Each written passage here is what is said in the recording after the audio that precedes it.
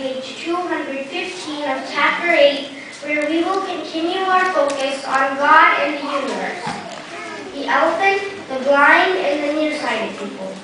Last week we read on the erroneous observation of some who claim conflict between the 6 schools of philosophies concerning the causes of the universe. They are Sankhya, Yoga, Nyaya, Vaisheshik, Mimamsa, and Vedanta. Mimamsa states that every effect in the world requires activity. Vaisheshik states that nothing can be produced without time. Nyaya says that without material cause, no creation can take place. Yoga says that no production is possible without the application of science, knowledge, and contemplation. Sankhya states that without the joining of elements, creation is not possible. Vedanta says that until and unless the maker makes it, no article can be made. These people's views are analogous to the observations of 6 people, 5 blind and 1 nearsighted. The 5 blind people were each made to feel one part of an elephant and asked to describe the animal. The first answered, like a pillar. The second answered, like a fan. The third answered, like a pestle. The fourth answered, like a broom.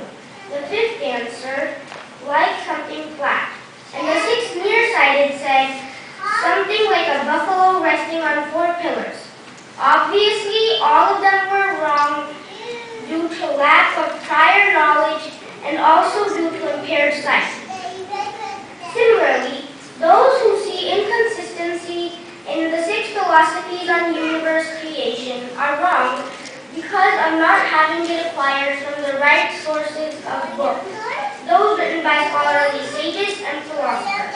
The truth is that the creation of the universe requires 6 different causes, which have been described separately, one by each separate school of philosophy.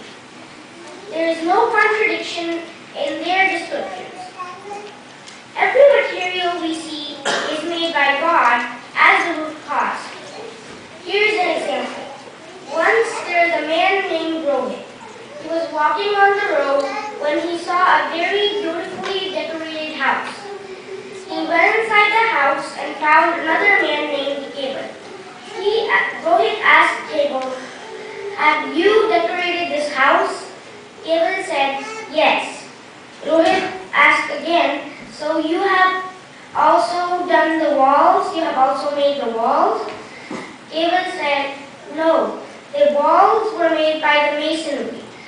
Then Rohit went to the masonry and asked, "So you have made these walls?" The masonry said, "Yes." Then Rohit asked again, "So you have also made the bricks for these walls?" The masonry answered, "No, the bricks were made by the brickmaker." Then Rohit went to the brickmaker and asked, "So the bricks for the walls of that house were made by you?" The brickmaker said, "Yes." Then Rohit asked, "What are these bricks made of?" Galen said, "They are made out of dirt and water." Then Rohit asked again, "So you have made the dirt and water too?" The brickmaker answered, "No, the dirt and water for the brick were made by God." So you see, every material leads back to God. The sequence of the creation of the universe. Non-existence or nothing can never become something such as the universe, nor can the universe become anything such as non-entity. These 2 rules have been well ascertained by the true seers of nature. When the time of creation comes, God collects all the extremely subtle particles of Prakriti, called Pramana. The first principle to form is called Mahatattva, the principle of wisdom. This is 1 degree less than Prakriti. Out of the Mahatattva evolves Ahankar, the principle of individuality. This is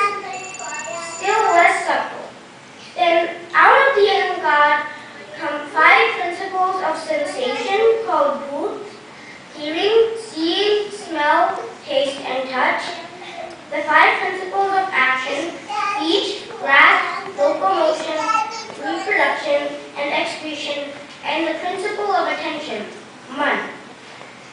From these matters then spring up various kinds of trees, plants, etc., which are sources of food.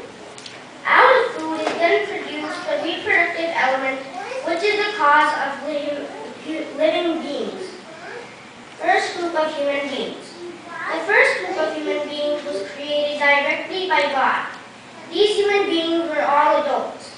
This group of human beings was called a Maitani, as it was created without the union of male and female.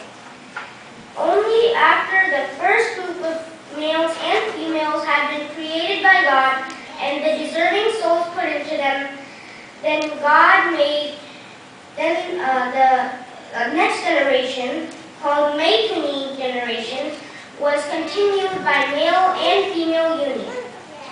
The wonders of the human body. The design of the human body is highly marveled by all the learned. Anyone is wonderstruck at what he or she sees. Different types of bones join together to make the body frame.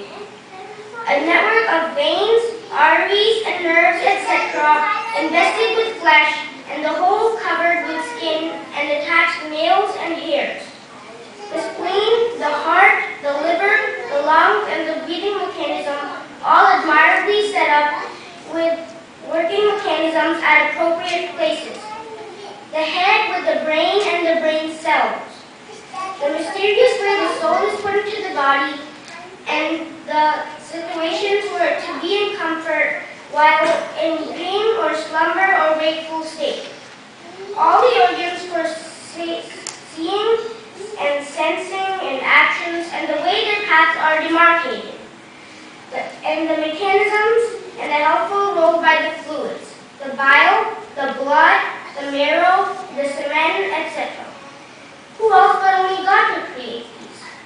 Next week we will continue with our study on God and the creation of the universe.